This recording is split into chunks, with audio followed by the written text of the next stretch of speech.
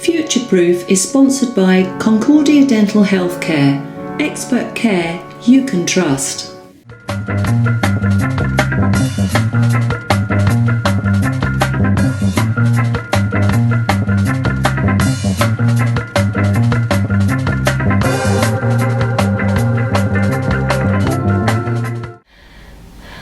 Hello and thank you for watching Future Proof. We are well heading towards the end of Series 2, so do let me know if you'd like to be involved in any future sponsorship of the programme as I progress to Series 3 and 4.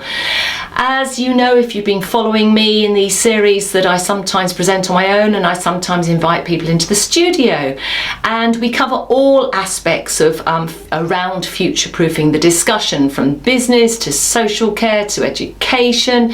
And today I have a very, very good guest in the studio. We've not really covered much of this area before, so I have Leslie Cruikshank-Robb, and she looks after people, or has huge consideration for those of us. We are on the early bend of that, I have to say, but towards working towards the latter years of our lives.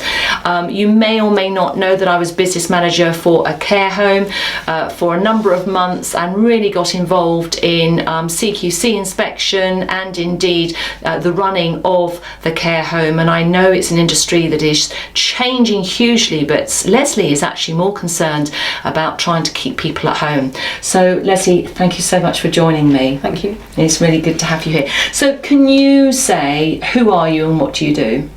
Well, I essentially help people through that path in later life. So whether that is going out for lunch once a week or up to 5 times a week, or whether it's later on in that journey when you need full-time support and care. And what I hopefully do is give people the choice as to how to spend that time and to live in the way that they wish.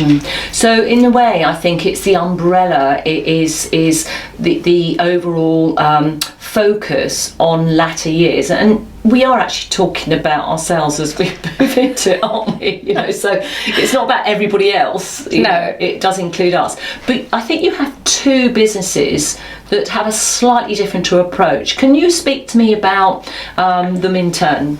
And what they're called? What are your businesses? Yeah, so I've got ProMedica 24, which covers live-in care, and that's purely live-in care provision, so that people can stay in their own homes, living in the way they want, really. It's a genuine, sorry to say this, but a genuine alternative to a rest home. So and more people would rather stay in their own homes, can often be more cost effective as well. And the other business is, before you get to that point of needing living care, it's the Tapestry Lunch Club, which is all about early on in that journey where you might be feeling a little bit socially isolated as times progress and your friends aren't there, or you might find it more difficult to get out. We run a hosting service where our hosts will collect you from home and take you back to their home along with 3 other people, and you enjoy a day in a homely environment with good nutrition and good company. Cool. And tell us again, what's that? It's Tapestry, the Tapestry Lunch Club.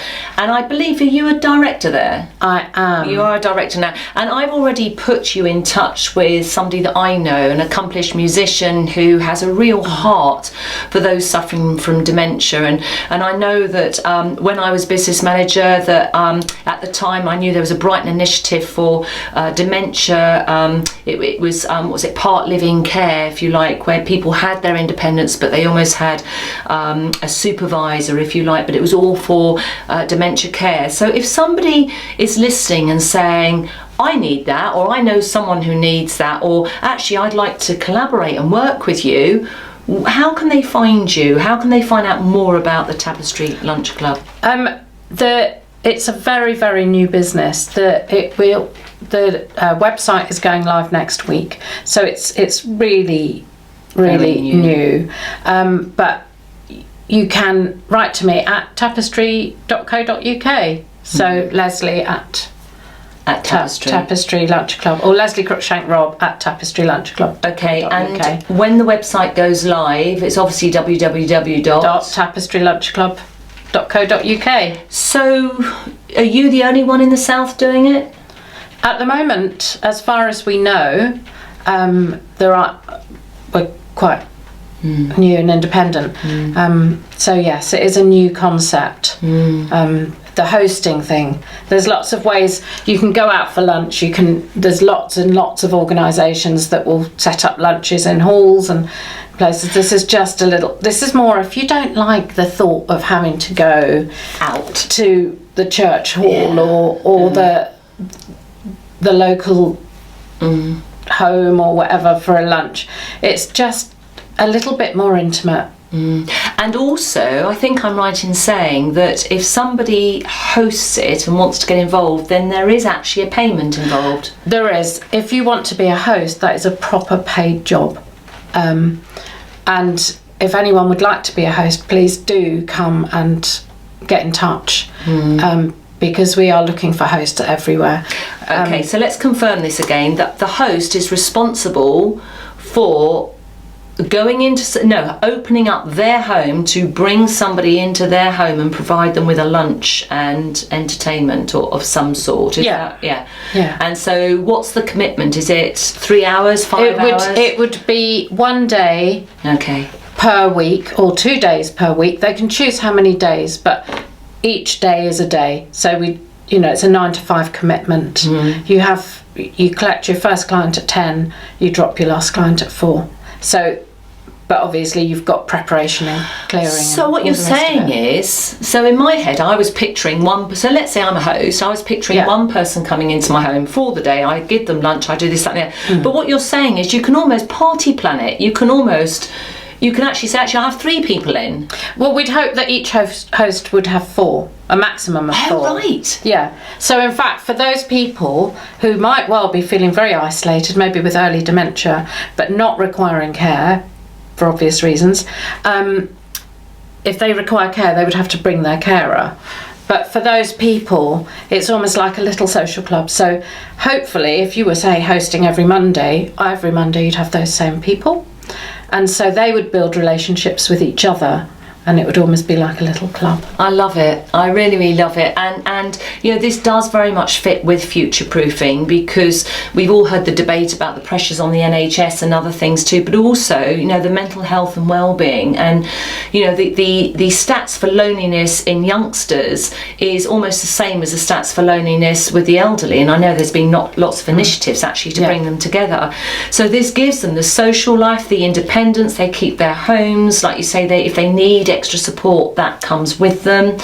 I absolutely love it. Remind us again, because I actually think somebody might be listening going, what was that?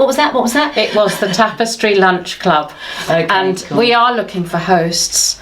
The Alzheimer's Society are very happy with what we're doing. We've had some good meetings with them, and they say there's definitely a lack of that kind of provision.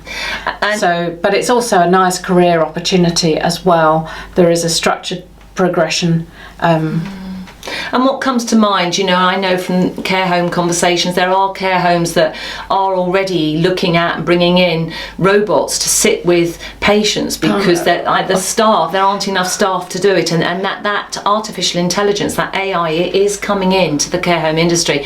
And immediately, I'm not saying that's bad, because I'm sure they do a good job, and I'm not into trashing stuff, but straight away the comparison of being in a bed somewhere, with like a robot with you and then having someone who will come round and collect you. Obviously there needs to be transport. And Leslie, fantastic, do stay with me, because we're going to be going into the second half, and I want to hear more about your other business, the Promedica 24, and how that works. But also I think we will also spend a bit of time, I want to hear more of your story, because I have fingers in a few pies, and I think this lady has, certainly in the past, if not now. So I think we'll hear a little bit more from her.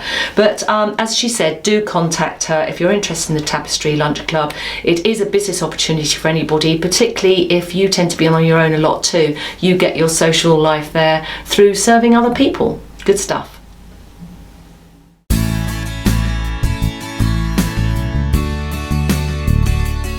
EQ, emotional quotient, is better known as emotional intelligence. It is a tangible tool that can sit alongside your services or your product, and it can be taught. Leaders with high EQ have less stress, they're more effective, and they earn more money. There's a great saying, just because we have pains, it does not give us permission to be a pain. I believe that teaching emotional intelligence has a direct impact on your sense of success and your net profits. EQ will empower you and your workforce to drive the change that you want. Change brings transition. EQ can help unpack what's holding you back and speed up that period of transition.